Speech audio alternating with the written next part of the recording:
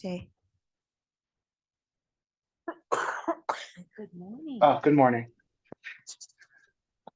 Um, I'd like to call to order the Breckenridge Social Equity and Advisory Commission for today, August 19th.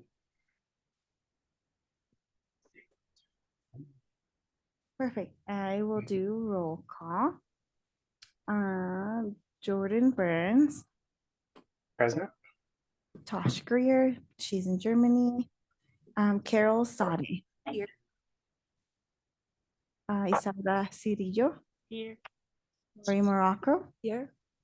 Juan Daniels. He might be a little late, but I think he's coming. Silvia Vicuna is taking her daughter to college. She and June Walters. Here. Ujala Vatas is also not present today.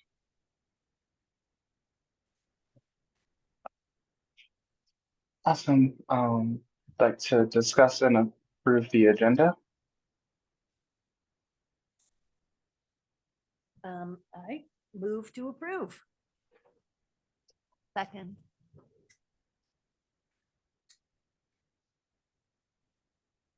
Awesome. And I'd like to have a discussion and approval of the minutes for the July 15th meeting. Or a motion to approve if that's okay with everyone.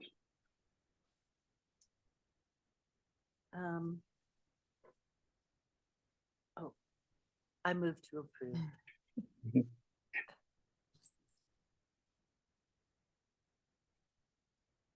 Perfect. We can move to staff summary. Did we have a second for that? Oh, Sorry. did we get a second? I'll second it. Okay, thank you. And yeah, on to staff summary. Perfect. So just real quick, today we have two awesome presenters. So I'm gonna try to leave as much time for them, or three or four technically. But real quick, Shannon wanted us to talk a little bit about our mission statement changing one word out of it and kind of changing it to community. So as you guys saw in your packet, currently the town's mission statement is: the town of Breckenridge protects, maintains, and enhances our sense of community, historical heritage, and alpine environment. We provide leadership and encourage citizen involvement. And so Shannon was just thinking that the word citizen can sometimes be not very inclusive or limit the type of person that we're trying to get involved and try to include, which we definitely want to make sure that we can include as many people who we serve, right? So we wanted to change that to community involvement instead of citizen involvement. It opens up a little bit more of any type of resident that we have. It also would include more of a population that we serve. So and involve anyone who would be willing and wanting to do it like be part of it themselves, rather than us saying you have to be in this little box to participate. So they can themselves feel like if they feel like their community, then they can come on board. So yeah, that's we wanted to get your thoughts and see if you had any comments, suggestions, or anything you wanted to share about that. I think it is a wonderful change. It is amazing how one word can change the perspective of the writers and the readers of this statement.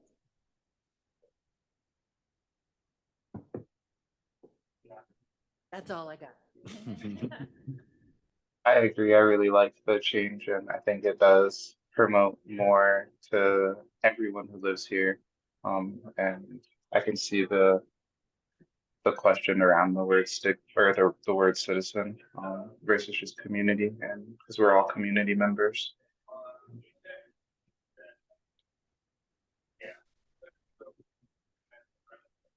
No, I think it's great, and I know we've been going through different things. Like we used to have, was it called the Citizens Initiative Award or yeah? So changing it to community wherever possible. So yeah, I think it's great.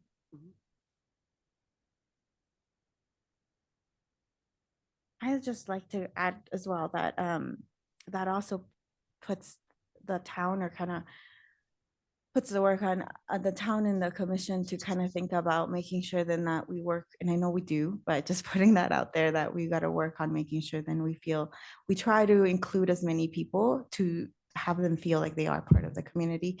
So we just continue to work on that, and I think we do great. But just putting that on it as well, that then that means that we're committing to making sure that everyone who lives and works in Breckenridge feels like they're part of the community. Perfect. Then I think if we don't have anything else, we can move on. I wanted to also give you guys an update. The Immigration and Advocacy Subcommittee had an event last week on August 12th. And it was great. We had 37 families who got the 3-day pass. So they were able to come back and use the rec center and kind of get to know a little bit more resources.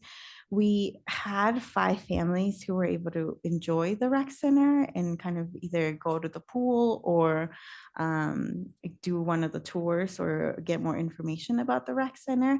So that was good. I kind of wish I would have seen more families. I think we did learn that maybe in the afternoon and having more childcare and children activities would have been a little bit better. But we're learning. It was their first one, and I think we still did great. We got a lot of people.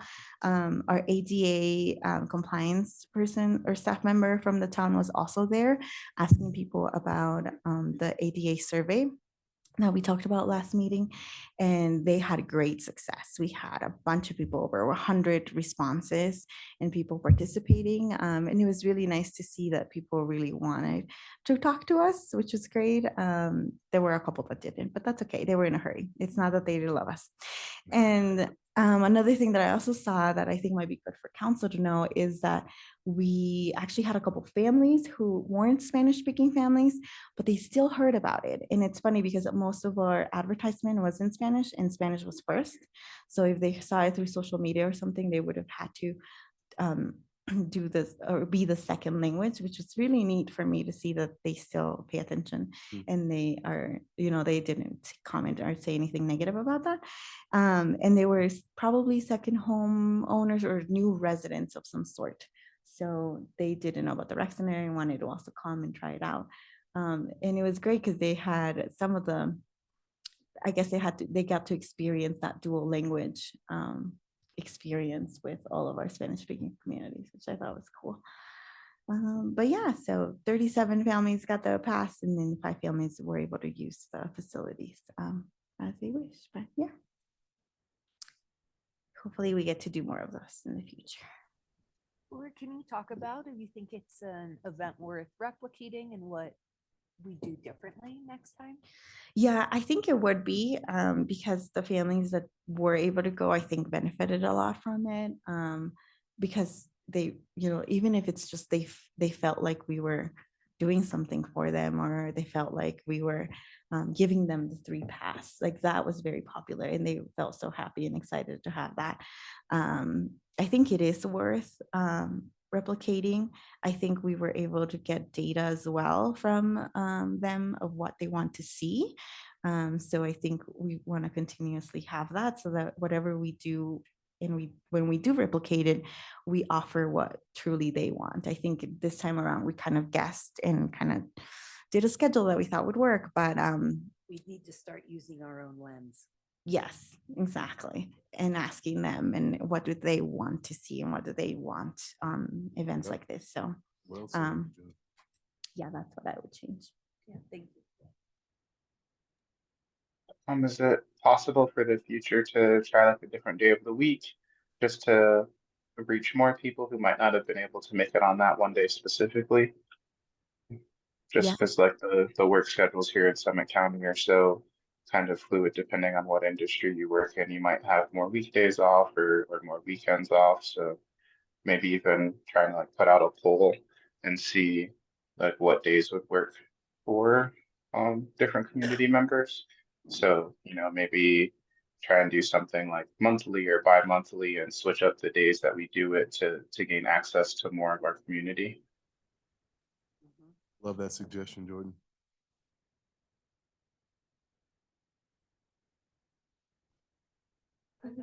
they come and they were saying about doing it while they do the sign-ups. Yeah, the rec center suggested that we do it while they do the after school or the summer camps, depending on time of year. Right. The sign up for parents.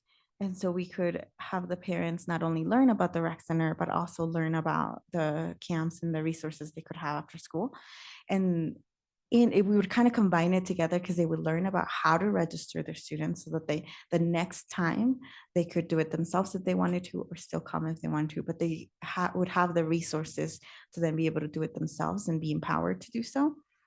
And at the same time, they can then stay and do some rec center activities or enjoy the rec center or learn about the rec center at the same time. And then we would have, like I said, childcare or child activities so that they don't feel like they have to take care of their little ones.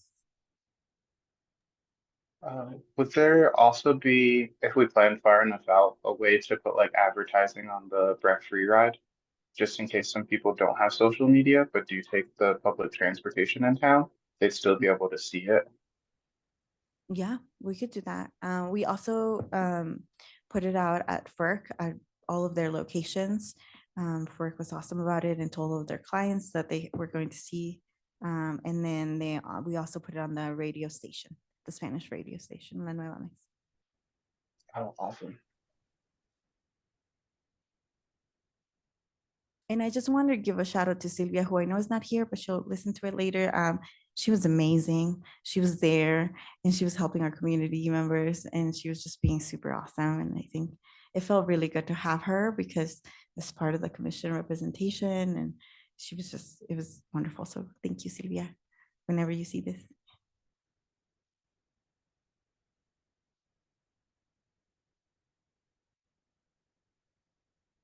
Great. And I think that's it on my end.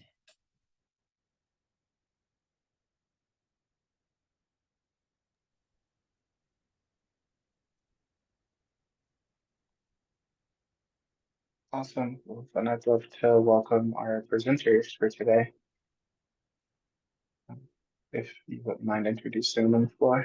No, not at all. So we have wonderful presenters today. I think we can start off with Lori, who's from our housing division.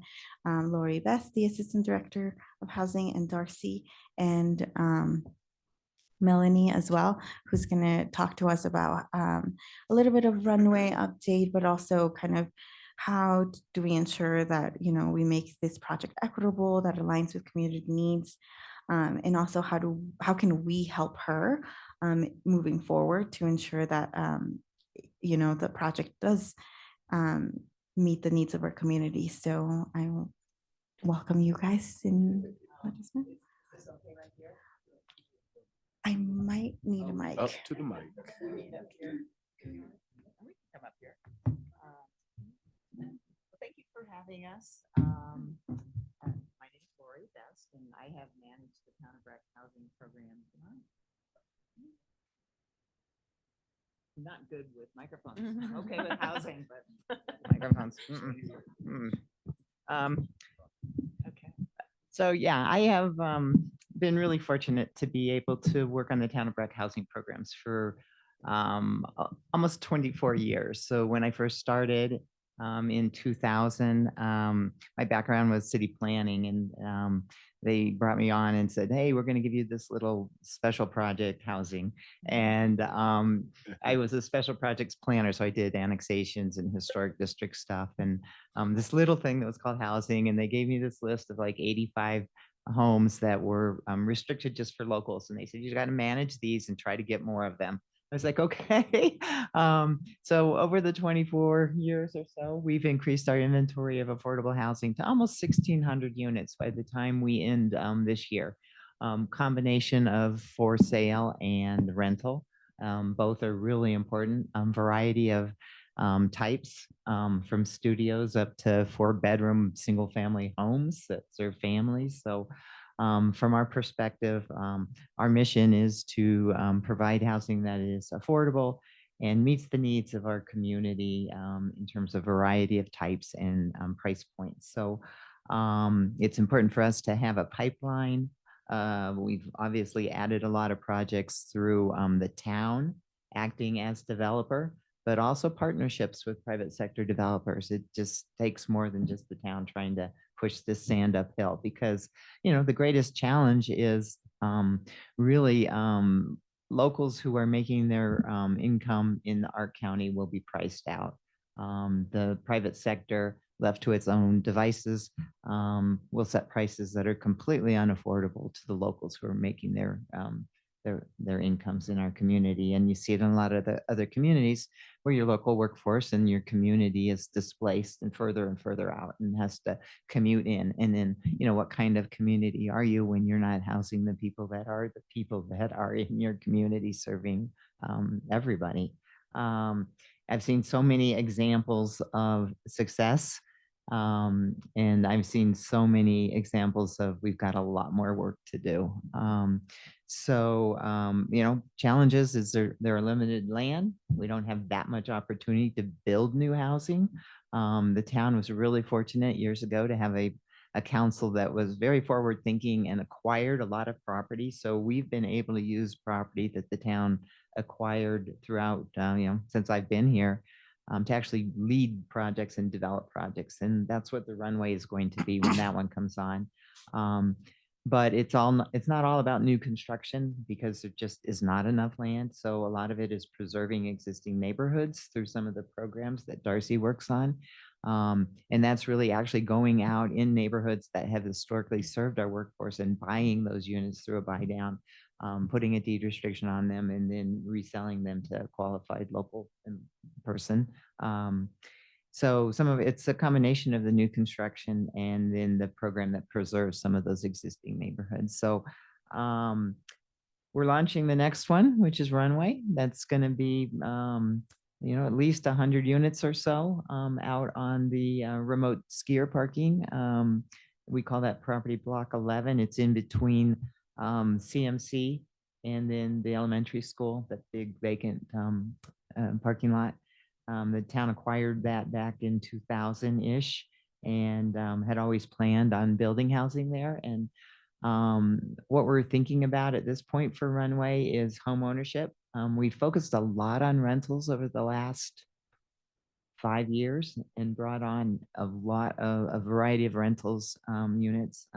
So this is going to be a for sale. We think it's really important that people are able to move up through the inventory from rental to ownership opportunity. So having that opportunity to have move up housing is, we think, helps our community at large. So ownership, and hopefully, try to have some units that are affordable in the low 300s all the way up to 700. So going to be an exciting neighborhood, and we're just at the beginning phases. We've brought on a team to help us design it, and Melanie Lees is in charge of that. And we can, I don't know if you want to ask us questions, but we really appreciate the opportunity to meet you, to hear about what you're doing and where our missions overlap, because housing that meets people's needs is so fundamental to their ability to flourish and be successful in our community. So we think we have lots of opportunities for overlap and coordination with you all. So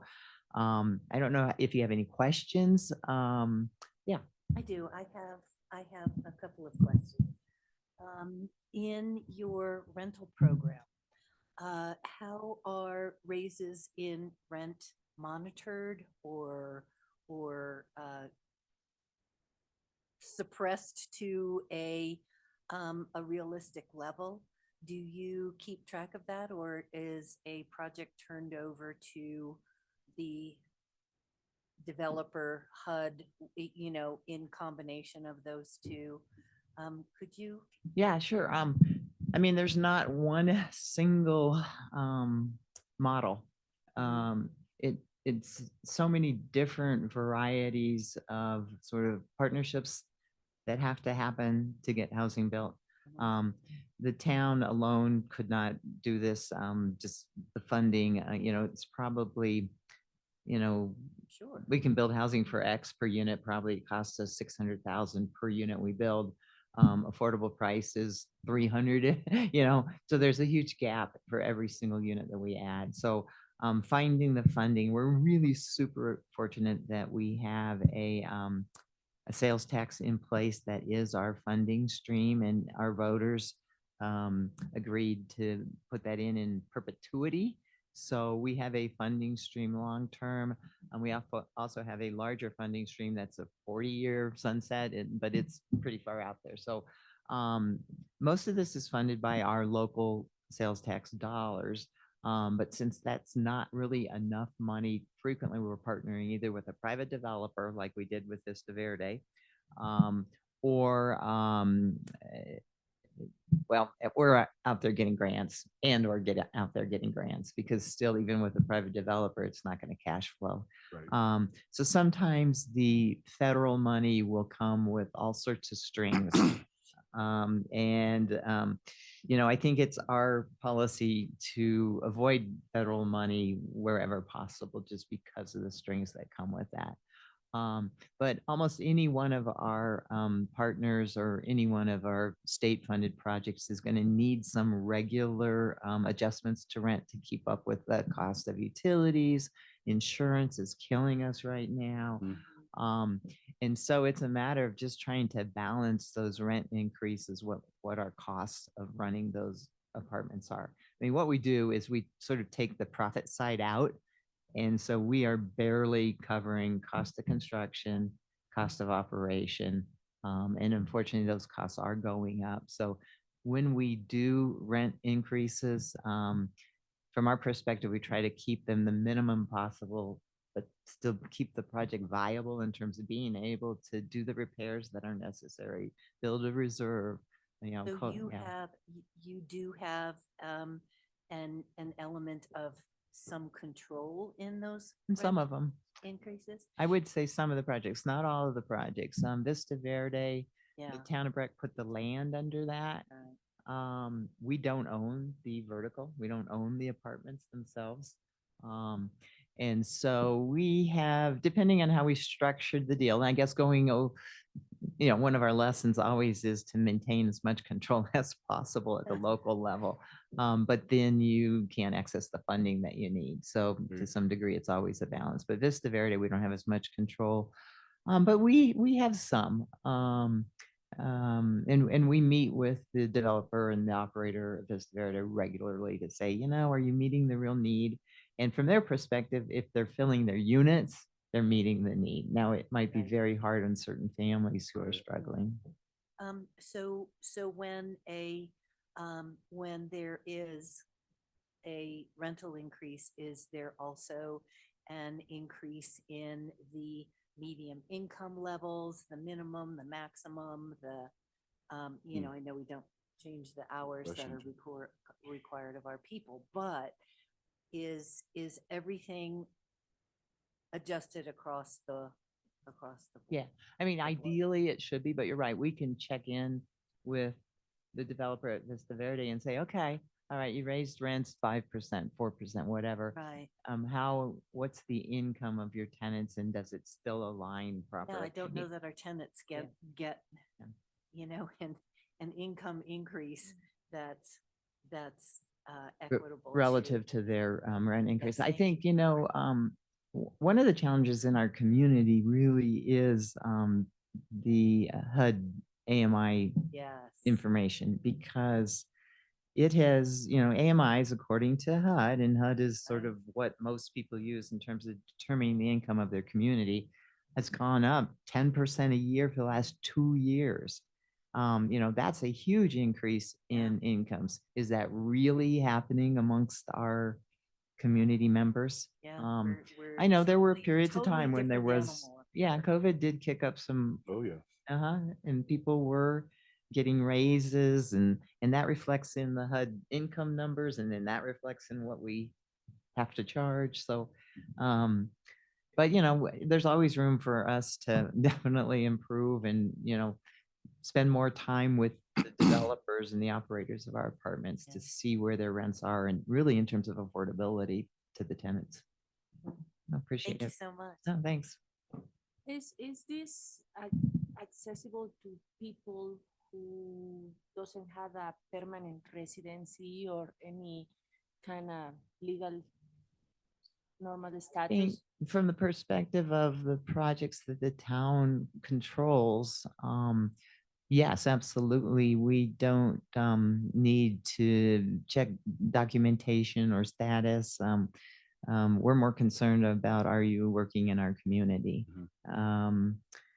But there are certain projects out there that were funded with federal money, and that's what triggers some of the federal requirements, which is one of our challenges as a community that we face. But if we're driving the bus on a project, we're very open in terms of documentation. Because one of the times when we just started with the commission years ago, it was one of the things that we were talking about, the how people are not able like to buy their own houses because of their situation. Yeah. So is that something that is still happening, or they're now able to have access to be able to buy a house? We've been working a lot with FERC, and it seems like there's a lot of opportunities now. I think out of Stables Village, what we heard that four of the households that purchased in Stables Village were Spanish-speaking families, and I don't know what their documentation was or how they did their financing, but FERC has helps a lot of the potential buyers navigate the mortgage process.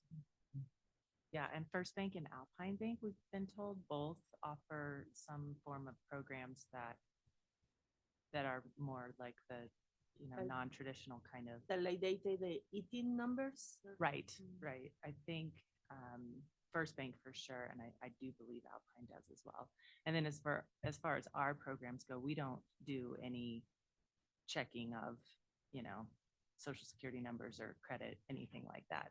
The funds are just provided to the title company. So it's all on the lender's side is where the checking is going.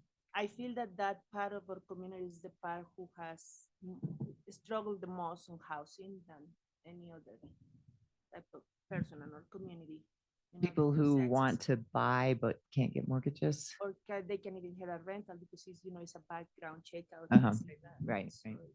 it's a type of, there is the basic workforce that we had in our town, right? Like all the people at restaurants, hotels, and that. They're the ones who, like 10 people lives in little apartment or things like that, right? Mhm. I will like to add to consider just a thought that even though Alpine and First Bank do offer loans to people with, regardless of their immigration status, they do charge a 25%. What is it? Down payment. Yes. So that is a lot higher than anybody else who would apply for a loan. 25% of what? 25% of down payment. Oh, so it's harder even. More cash.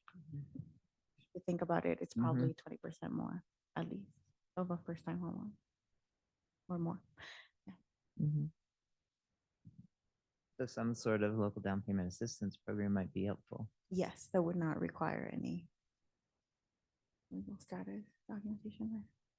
And they had the same interest rate.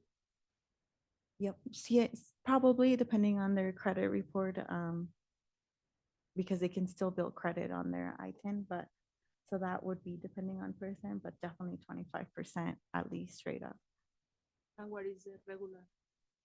3% for new homeowners, or 10% for, I think, depends, maybe 3 or 10 for, yeah. So it's a big. Not even double, it's like what? Yeah. I know we talked about the financing, one of the first items on this commission.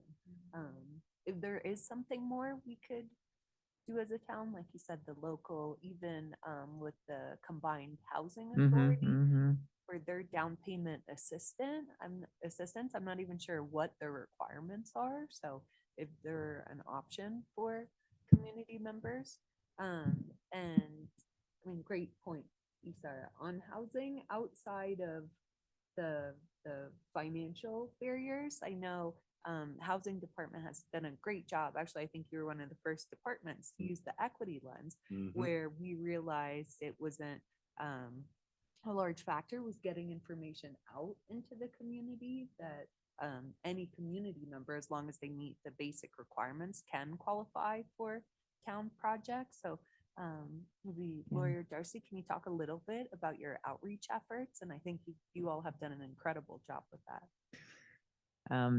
Yeah, I think we definitely want to use whatever resources are available to reach the folks that can benefit from the housing program.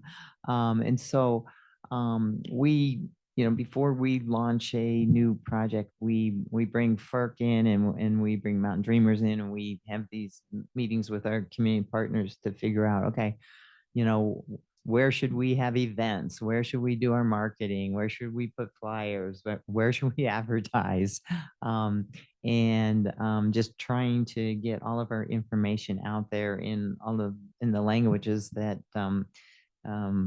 that would be helpful for our clients. So I think building the relationships with the community partners has been really, really helpful, because they have the relationships with the families and we have the housing, and trying to just make sure that they are on board and fully involved with all of our openings of all of our projects. And whether that's just the initial lottery or whether it's the actual just open houses for the new neighborhoods that we build. What else? Anything? Yeah. I mean, it's front and center every time we bring out a project. What are we going to do to make sure we're reaching everybody? Well, I appreciate the work that you do. I know it is tough, tough. With all those feds and factors, Well, I think we're really fortunate to be able to work on this, because just when you see families moving in, it's worth all of the hassle that you might have. And Darcy's dealing a lot with helping families through paperwork processes on our buy downs and our housing helps. Those are just programs where we provide down payment assistance, or where we buy a unit and then we flip it to a local family. So those are buy downs and housing helps, and Darcy gets to work real closely with lots of different families. So the upside is really up. The downside is hard sometimes. But For the helping or the housing helps, have you gotten any families that are of minority or who don't speak Spanish, or who don't speak English, or some sort of? A few, not a huge amount. So that was one of the things I was going to mention is that program could be a really good kind of segue into homeownership, because I think a lot of times the financing challenges of having to come up with 25% is hard. The great thing about housing helps is you can use those funds up to 25 to 30% of your purchase price to help you buy the house. So it just has to be a market home. It can't be already deed restricted. So if the deed restriction's already in there in our neighborhoods or our buy down program, it wouldn't really help. But if someone found a market home that they wanted, and it can be a condo, I say home because it's just a home. It doesn't have to be a single family residence, but you can use the housing helps funds to provide that 25% essentially to get to the I-10 loan. So that could be a really great option. And I think that we might not have as much advertising in Spanish and various languages for the housing helps program. Definitely some families that have benefited that are long-term renting housing helps properties. So we worked kind of pretty quickly, and I guess for the Now Colorado project, that they had a pretty large assessment that was going to happen in that project. I don't know if you guys know where that property is. It's in Warriors Mark, but it is historically a very workforce oriented kind of neighborhood. And so I was able to work with a couple of different owners there that had long-term renters, Spanish speaking, and they were slightly concerned that there would be strings with the program once the property is deed restricted if it has any sort of documentation checking, that sort of thing. And I was able to assure the owners that we do not check any of that after, we never check any of that. Just the workforce criteria that you have to meet.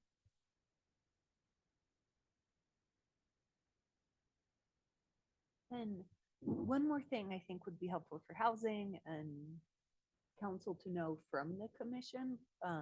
Lori mentioned the runway project, which is really the last big area of land that town has the control to fully build out a workforce neighborhood, how we see. So Lori, could you just briefly talk about maybe the composition of units? And then I'd love to hear from the commissioners, any thoughts you have that housing and council should consider as we move forward with this project?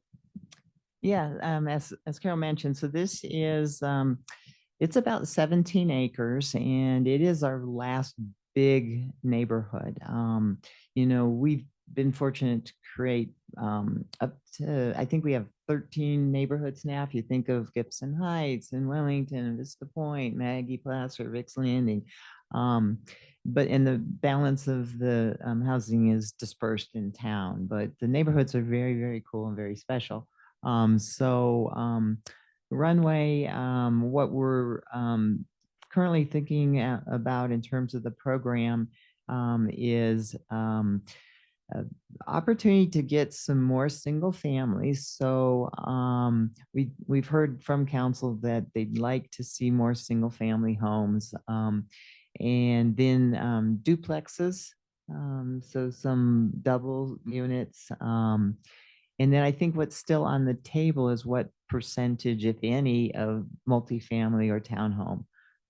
Because, council is just had, I think, one work session on this to date, and they were, it was very general, so we didn't get a clear direction in terms of their preference over more multifamilies or not. So right now, I think it's primarily singles, doubles, and then are there multifamilies or are there not multifamilies? I think the goal for the neighborhood is really to provide an opportunity for people who may have been renting to actually move into home ownership. And, as we've experienced in most of our neighborhoods, that brings the families. Then all of a sudden there are, lots of kids. And I think that's the vision for Runway. So a family-oriented neighborhood. But we would appreciate any input in terms of like size of units, bedroom counts, because I think we're thinking 2 and 3 bedroom units, potentially having opportunities for ADUs, which are accessory dwelling units, so that if you have a single family home, you could have a rental unit that generates income to you as the owner of the property, helps you cover your mortgage to some degree, and also provides a rental unit. So when I talk about single families, most of the single families, I think we're considering having a accessory dwelling unit attached to it. So that's the initial program. I think we're still pretty early in the process of figuring out what that mix is, but would love input from this group if you have any thoughts. I have a question. If you could build an ADU, is that rent then capped as well for Yes, workforce the housing? rent, it would be rental capped. So, I mean, the goal is not to provide a family with a house that is subsidized, and then also you can charge whatever you want for rent and actually be making money. And no, the goal is that, your single family home will cost you a price that's affordable. And in turn, we want an affordable rental out of your ADU. No Airbnbs. No Airbnbs. Shouldn't have found that. Sorry. I just lost it. Wait a second.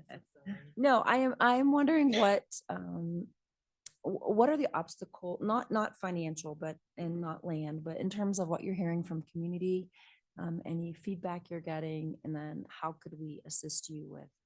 Well, I mean, the feedback we get is there's just not enough inventory. Yeah.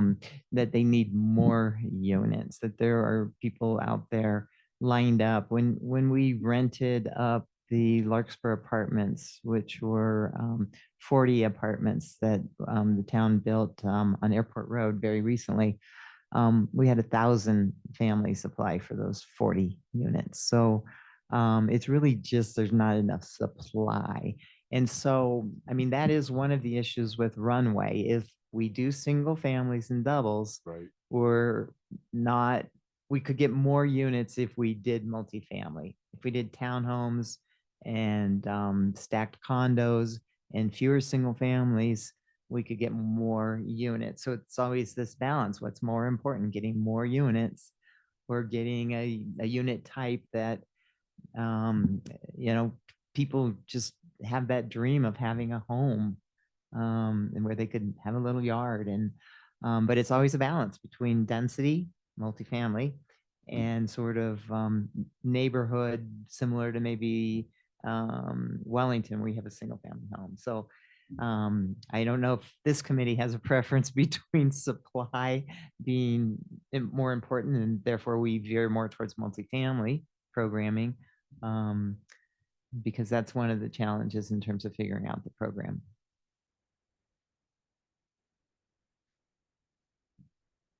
I will add that I'm pretty excited that we reached our Spanish speaking community in the Summit Latinos Facebook group. There have been comments when we posted about supply. So or hearing again that we've heard frustration along the fact that there's so many applicants and the chances of them getting or winning the lottery is minimal, which we all know. So that just putting that out there.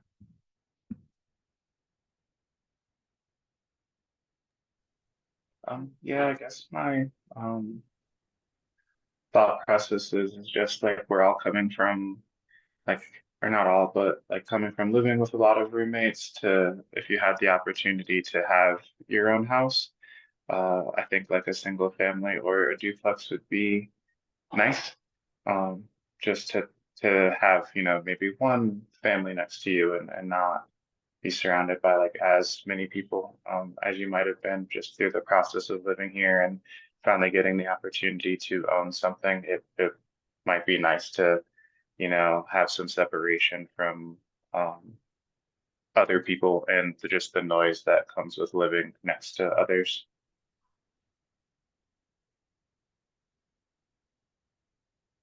Yeah, it's definitely a trade-off. I mean, you look at other communities down in, say, the Front Range, where it's all about supply and inventory, and you see the condos and the townhomes and the rentals going up everywhere. If you go down there, densification, and you sort of start to lose the real sense of a real town. So it's balancing that.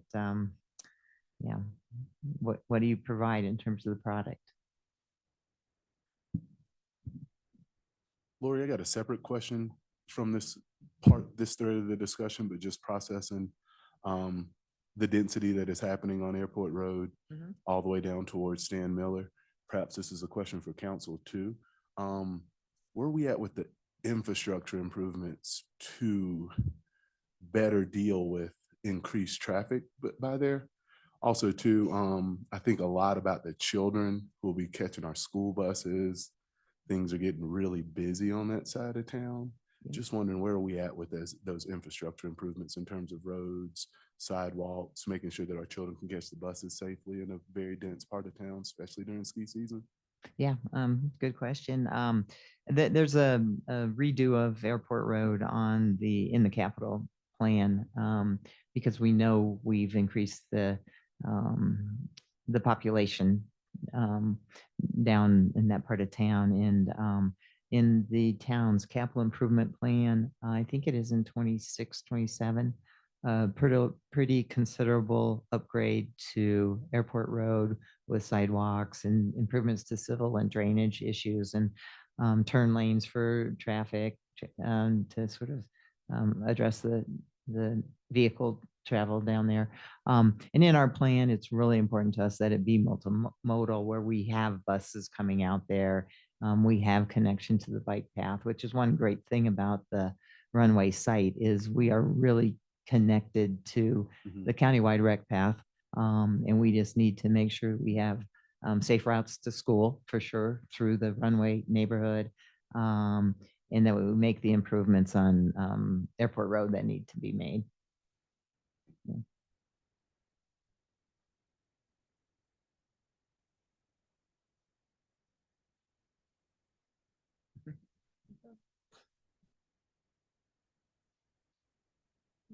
No more questions?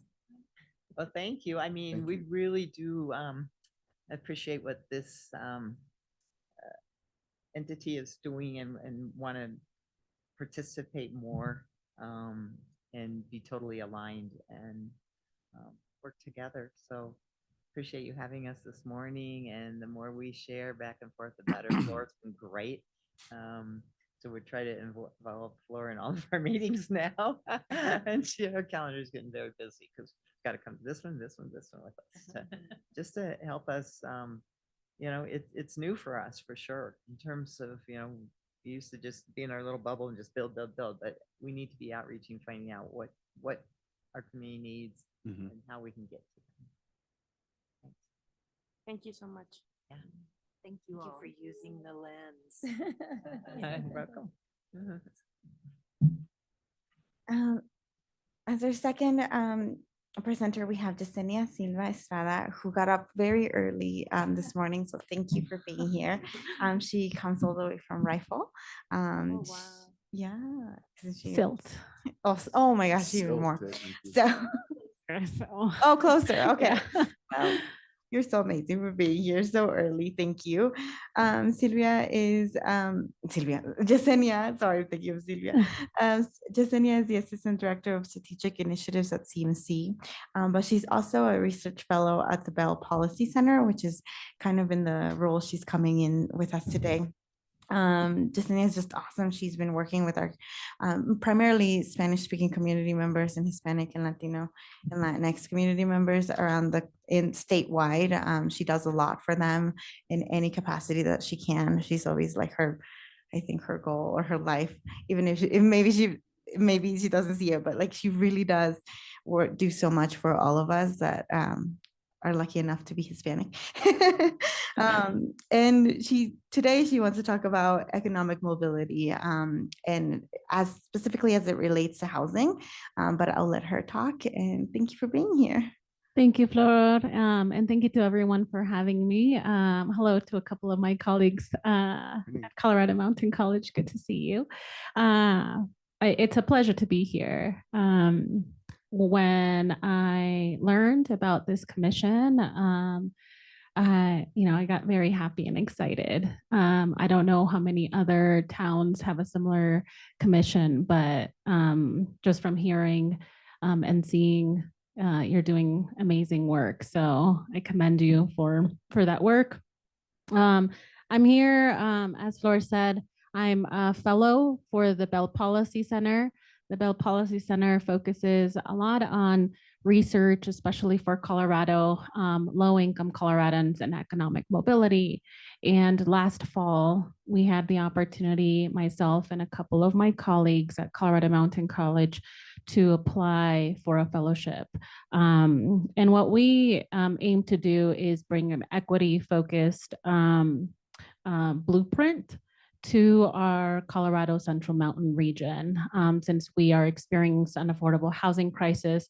And there's research out there for NAR initiatives. So that stands for Gateway and Natural and Amenity Resource in regions. And our Central Mountain regions of Colorado are very much NAR communities, where all of our communities are gateway to the natural amenities. And a lot of that research has been led by the University of Utah, but has slowly been growing nationwide in terms of what's happening when more and more communities get displaced, as Lori has said, which I've had the privilege of getting to know Lori and getting to know about the housing efforts that are happening here in Summit County, particularly in the town of Breck.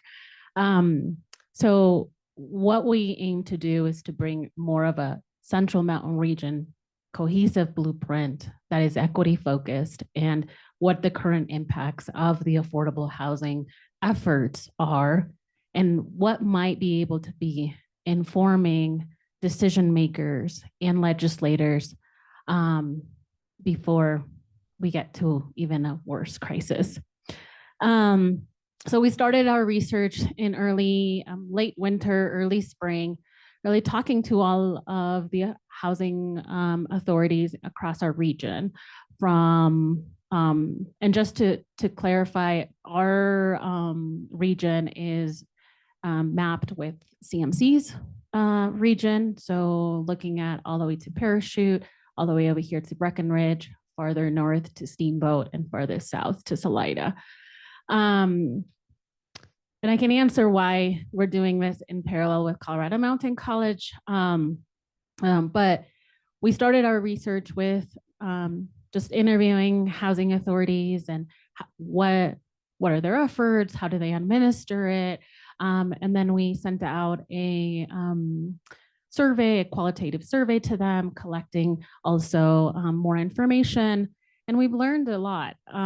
We've learned that there's still a lot of work. And I commend the work of especially the town of Breck because it is one of the few that is really leading with an equity lens, and there's that awareness piece. And so from that, after interviewing housing authorities and launching that qualitative survey, we then wanted to focus on community and serving community themselves in our Central Mountain region. And it was pretty evident that in our assessment of existing research that's out there in terms of qualitative research from community is that it's rarely focused on Spanish speaking community and our Latinos, which are the backbone of these NAR regions. And I have been the primary researcher of the qualitative research, and we launched a survey in Spanish. It can be translated to English if you toggle, but it's primary in Spanish, targeting our Spanish-speaking community in our Central Mountain region. To date, since we've launched it about, I think 2.5 weeks ago, we've received over 350 responses region-wide, and we've conducted more than 30 individual interviews and over a dozen focus groups all across our Central Mountain region. So I've been quite busy in addition to my busy job. So if you haven't seen me all summer, that's why. But we've been learning a lot. And so our research will be concluding here within the next few weeks. And we plan to have our first webinar to decision makers and to legislators in mid-November. So I can send that invite out when that is ready. So right before the Thanksgiving break. And I would love to be back to present any data that we find particularly for your community. But at this moment, my main ask is to help me in distributing.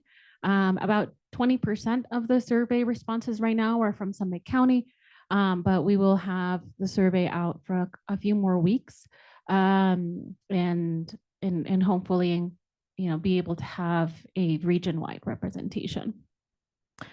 I can certainly talk about our preliminary research and what we're finding, but a lot of it is some of it is hinting to what Lori has already covered, both in our research with housing authorities and also our preliminary reports that we're seeing through the research thus far is that there are income discrepancies. We do live in a data desert, and a lot of the decision-making that is being made is using more federal US Census or income thresholds that are particularly not tied to our community. And the reality of what we're finding is that our undocumented our undocumented Latino population is pretty large and vast in our Central Mountain region. And there, within that is that there's a lot of undercounting And if you're not counted, you don't exist, and therefore you're not being included as part of the decision making. So there's one aspect that I do think that there's quite hope and promise, and to be able to inform legislators on what might be able to do for our Central Mountain regions in terms of income thresholds, and how that informs funding, or how that informs housing authorities. There are some housing authorities that don't have any federal funding or state funding, and yet they are using HUD income levels. So we hope to contribute to informing housing authorities, and they've been particularly excited because they often want to do well, they just don't know how or what to do. And access is the starting point. What we found in talking to community is that there's still a lot of need to walk through all of the administrative pieces to accessing affordable housing. And as, of course, when we talk about economic mobility, home ownership is really part of that, right? Unless you have really low rent, so that you would be able to save and therefore build economic mobility.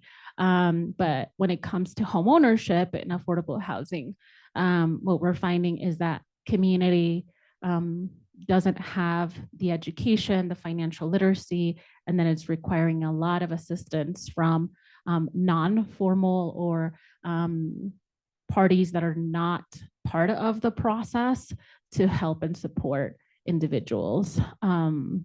They'll stop there, but just as the teasers of some of the pieces that we're learning preliminary through research, and I won't say the rest because then it would be inconclusive, and I do want to be back to offer just fully what we're learning. And so I'll stop there. Yeah, I feel one of the challenges is the same challenge that we always face when we're trying to reach our Hispanic community, right? It's like we're not able to fully engage that part of our community. And that's one of the issues that we all have, right? And I was just thinking about all those. I mean, I don't know, because I have lived here for a while and long time, but I remember it was also part of a Hispanic community which didn't speak like fully Spanish, or is a lot of people also who probably don't even know how to write or read. Right. I'm not sure like what percentage still is about that kind of population, but I feel that kind of or community, it will be important to have reflected in this kind of study you're doing, so we have a real, or you get a real data that is really reflecting what the real needs are from the lowest people, because obviously the people who doesn't speak any English or barely speak any Spanish, or maybe even other languages, right? Because now our community is about, or people from like Ukraine or any other countries that are in war and things like that, we're not reaching out. So it will be good, and they don't speak English, right? And they're the type of people who has the lowest income, right? So it will be good, I think. It might be hard. I know you're focusing on Hispanic, but probably try to reach other type of community, like, because we've been talking about that, right? Like how our communities is a lot of people also is not mainly Hispanic. We're Hispanic and we're focused on that, right? But it's also no representation of this other part of the community that we have. And yeah, so I think that's gonna be the challenge, and it's been the challenge for everybody. Yeah, absolutely. We did not necessarily, and on purpose, exclude other communities that are part of our communities, but we wanted to include representation of a community that's largely represented in our Central Mountain region, and that there really hasn't been research done from a regional perspective across a wide geographic area. And when we looked at the large geographic area, the preponderance was, of Latinos, but definitely our research will mention that there are other communities that have, are not represented and that also deserve inclusion. And that, part of the equity work that we've been doing is that, and whether we've talked to communities in Steamboat or in Aspen or elsewhere, that the inclusion seems to be after projects are done. And how do we lead with equity first? So how do we include that voice at the beginning? And that's hard work, right? It's hard work to reach out to community overall and how to do outreach from an equity perspective early on that is culturally relevant and language relevant is one challenge. And then the other is, okay, when projects are out, what is the assistance, the awareness and the assistance to access those? And then how do we assess impact, right? How do we know who is making use of the projects? And so what are the perhaps even further data limitations for systems to understand, not just from an inventory perspective of how many units we're producing, but who is in the units is also an important aspect that we hope to contribute through our research. And that although I wish I had a lot more time as a researcher to delve deep, to include such a deep voice, we know that we're just scratching the surface and creating this skeleton of a blueprint for the first time for our mountain region. And that hopefully what comes out of it is more of a regional approach to solution making, and more than anything, advocacy for legislators to recognize that decision making that happens in the Front Range within the boundaries of the capital does not necessarily represent us.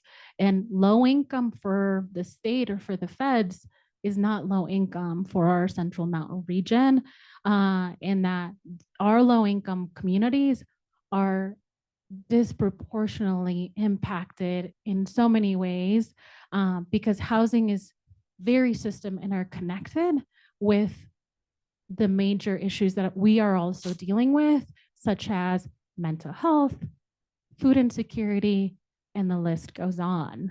And so that's the other aspect. But thank you for your comment. It's been really, really hard, and we've just had to compromise with where does our research start and how do we contribute to the research that hopefully leads into finding out more and more, and that it can inform, the future of our Central Mountain regions.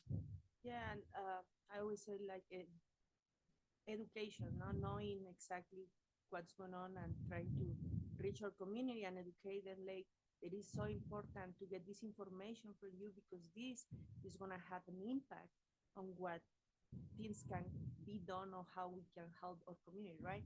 So I don't feel our community is necessarily aware of that, and also have all those legislation people that do things really also teach them and how really things are, because it's part of education in both sides. Right. Well, and we're looking at, where are possible accountability pieces. I've talked to realtors, people who are already part of kind of the buying process, and they even mentioned themselves that there could perhaps be some regulatory pieces to making sure that there's some sort of language accessibility and education in terms of these processes. But I'll tell you that for me, as someone leading a strategic initiatives department at Colorado Mountain College, and we've entered the housing initiative as well. We started in our department seeing, well, what is the effect of housing on student outcomes? And what we've seen is that students are twice as likely to persist and to graduate into housing. Then we asked ourselves, okay, well, who is in housing and who is not? And what do we do as a college to get students there. And a lot of it, yes, is education. But as the college moves forward in investing in housing, how does a department like ours help inform or help our communities in the affordable housing crisis? And one of the things I think we've been learning is, like, as an educational institution, perhaps where we can step into affordable housing is in what we do best, which is education. So out of this research, it's also informing back to Colorado Mountain College and what is the role that the college can play. Because I do think that there's a lot of information that can be disseminated to empower individuals to be able to access that. And then from the legislation part is the accountability part or funding streams that can be more flexed for our region.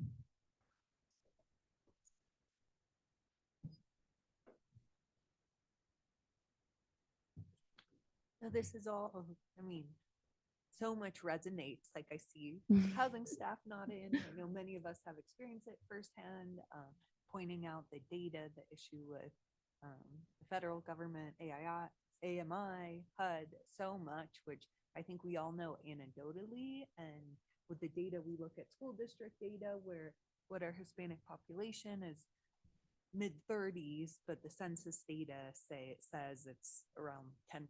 So there's Right. absolutely a gap. So what you're doing is going to be tremendously helpful for future advocacy efforts with the state and federal government. I'm sure I'm all are looking forward to hear the outcomes of your Yes. studies, and that's something we'd love to help you amplify. And also, while you're in this research phase, is there anything else we can help you with? Thank you. Mostly it's just helping us disseminate that survey. So Floor has access to that link, which I would love if that can be made accessible to all of you and for you to help us, share it with others. And in that survey, there's an opportunity for people to have kind of an individual interview.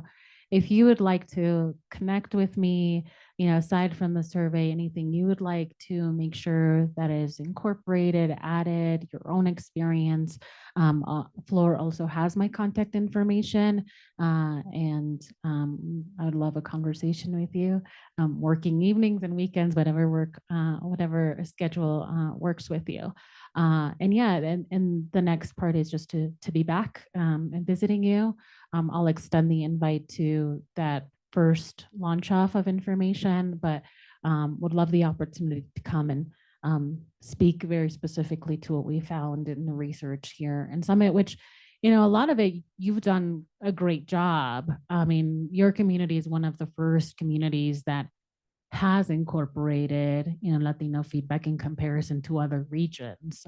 There's a lot you all should be proud of, thanks to the work of these amazing women that are here. And so I commend and kudos to the work that you're doing, because our research has found is that you are leading or leaders in how the work should be doing or should be done. And yet some of the pieces that through my research, and by virtue of me being a researcher, what leaders and other community members have told me that I would be happy to share with you so that it continues to help and further inform. And, maybe out of this is more of a regional coalition, a regional commission that is advocating on behalf of all of our region together at state and federal level, to leverage more of what the great work you're all trying to do. But there are these other hurdles and barriers. So yeah, those would be just my asks, the survey, and then the opportunity to come back. Thank you. Yep. Thank you. Gracias. Thank you. Yeah, we would love to have you back in the future.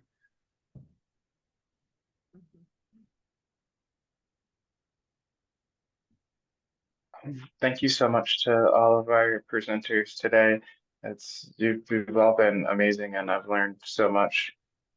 And I look forward to the progression of all of your projects and your research, and to hear more about them in the future and how we can help and continue the growth of our community and our Central Mountain region and really band together because we all are well, all are smaller communities and we really do benefit from banding together and helping each other out so much. And I know we are a little bit pressed on time here going forward. Does anyone have anything that they want to say about our meeting with Mr. Ernest House this week? Because I got to see the first half of that presentation and it was amazing. He's a very wonderful human being and had so much to offer with his knowledge.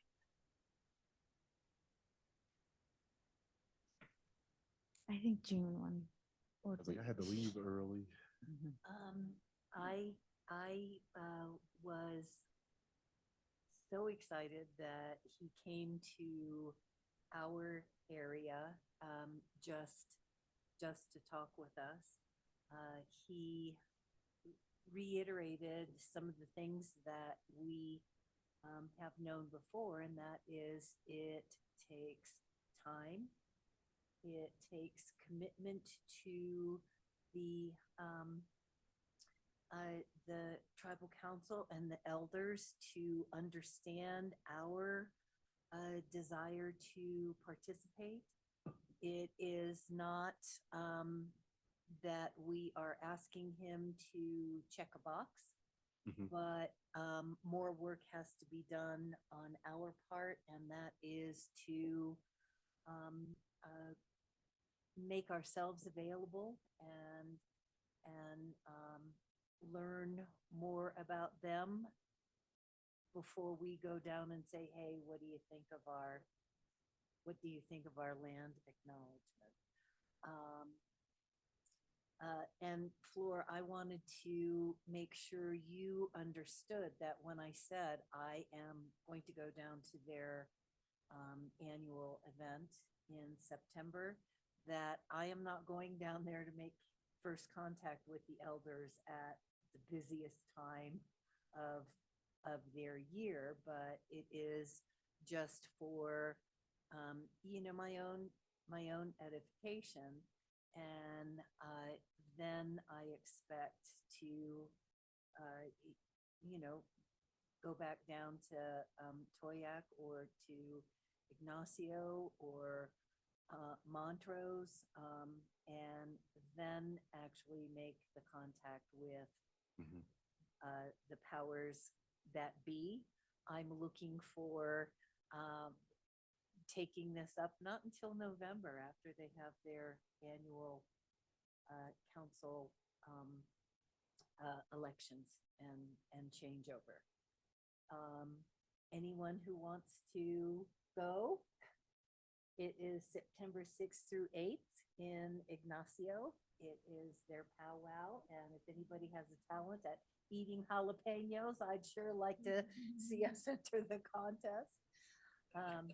But it is a he kept on emphasizing it is a process. It is a process, and boy, at Breckenridge history, we do know that. But Well, I'd love to join you for one of those days down there in June. It seems like a wonderful experience. I think it will be cool. And I do like jalapenos, so I might try any of you. Jay, you got that. All right. So we our steps moving forward are going to be slow. In the meantime, did you have the opportunity to share our land acknowledgement statements with him, and have you received any feedback from him? I have not, but that would be my next step. Okay. I do. Take Well, your time. yeah, yeah. I think we will also present it to council with that note that he mentioned of making sure that if we ever present it, it's more than reading a land acknowledgement. It has to come with something. And that it's a community feeling, kind of like what June and the commission has been talking about for a while. So make sure that we we talk about that and that it's a commitment that we're working on it, we're working on relationships. And so, yeah, And Nice. fluid relationships. Yeah. Yeah. and also he said talked a lot about being open to the tribal council and what they want or what they believe and what they can do as well.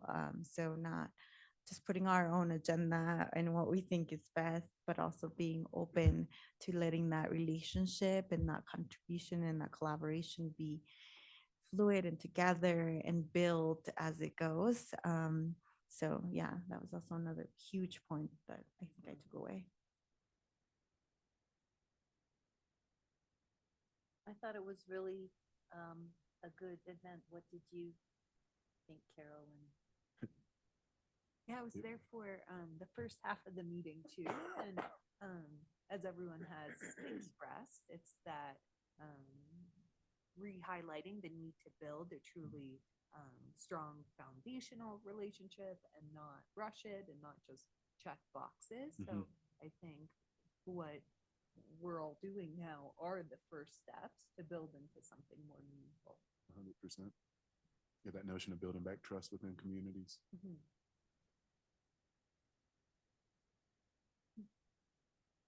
Yeah, I can't. Oh, go ahead, Jordan. Can't wait to see how this continues to grow with our relationship. And I think there's, like Ernest said, just a lot for us to learn um, about the people who were here before us. And I think it's something that we can really grow. And I know a lot of like what we had hoped for as far as like during events and um, kind of having that having their presence return back to the mountains, I think is really important. Um, for our future. And I think we have a really fun plan so far. But I think really getting our feet on the ground and trying to be more a part of their community and show that how we're willing to help through action is always going to be a very important first step and into just gaining trust and um, before just like how we've said before, like instead of just asking for their approval for the things that we'd want, you know, actually being there to help them with the things that they need as well. So I think we're in a very fortunate opportunity right now to have Mr. Ernest to give us some guidance and how we can start to put our feet on the ground and be helpful to that part of our community and that part of Colorado's community and um, really show our thankfulness to the land that they've been on for their lives and their families' lives. Yeah, I really liked how he said it's not about owning, it's about sharing. You know, the land and philosophies and perspectives. So that was really, it was very valuable. I felt.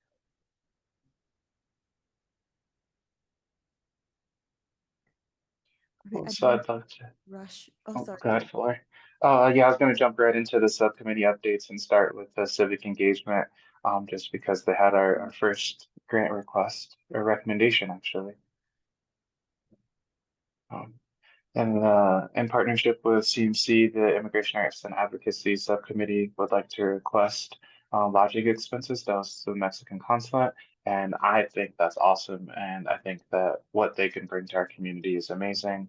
And what we talked about, I think it was in our last meeting, just the benefits that they can provide to people of Mexican descent here in Colorado or here in Summit County, especially with getting passports and some other legalities kind of handled is amazing. So I'm all for if that's I'm all for approving if that's what the request is of the full commission because I think it's an amazing opportunity and um, if we can get this part approved now and start working on our advertising that we can get as many community members of Mexican heritage the things that they need and just know about it so that way they can have the time to prepare their day around whatever the scheduling may be for an event like this.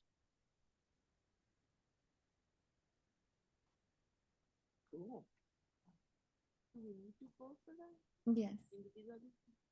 Like everybody votes? sure. I've never done that. We've never voted Or all in favor? or all in favor. Yeah, I think it'd be wise for everyone to show their support. Whether it's technical. Absolutely.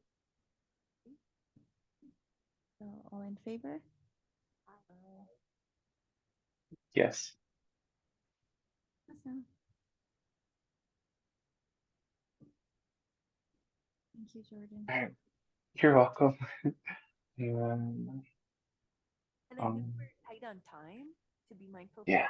time. So, Jordan, as the chair, I'll leave it up to you. But I know in the subcommittee updates, we have a somewhat robust written update. So maybe we could leave it as if anyone has questions or if any subcommittee member really wants to highlight something from the subcommittee's efforts. I think that's great, Carol. Is there anything specific that anyone would like to talk about? Like I know that CMC with recommendation or the mini grant recommendation I think was really important. But was there anything else? You don't have to be a senior to go to senior appreciation day. Yes, Wednesday. Wednesday, yeah. Yes.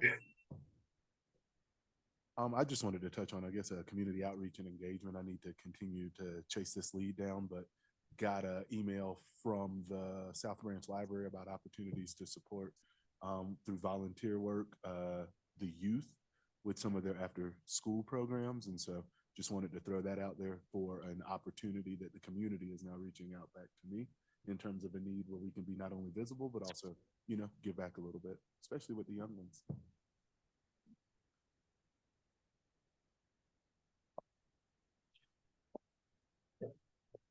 Just that we have the mayor's talk tomorrow as well.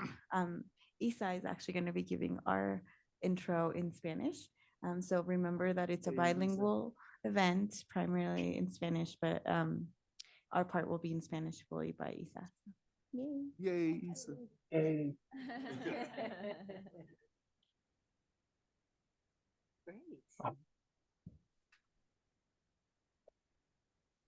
Awesome. And then thank you for the t-shirts and the ID, the name tags. Sorry I'm not there to get mine today, but I'll contact you and figure out when I can grab it a little bit later. And then on to upcoming council discussions. Okay. I won't belabor the point, but do you all have any questions about what is written in there as a summary? There's a lot. Save our rocks.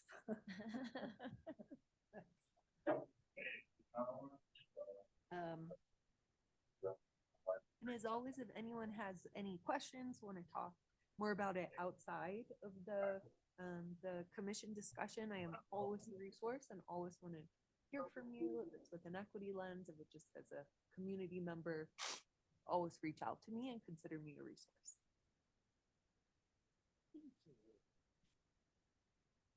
Thanks. Thank you so much. I do just have I guess it would be for our agenda for next month. In the civic engagement write-up for the CMC Immigration Subcommittee mini grant request, the last bullet point where it says the team agreed to move forward, there's just a typo.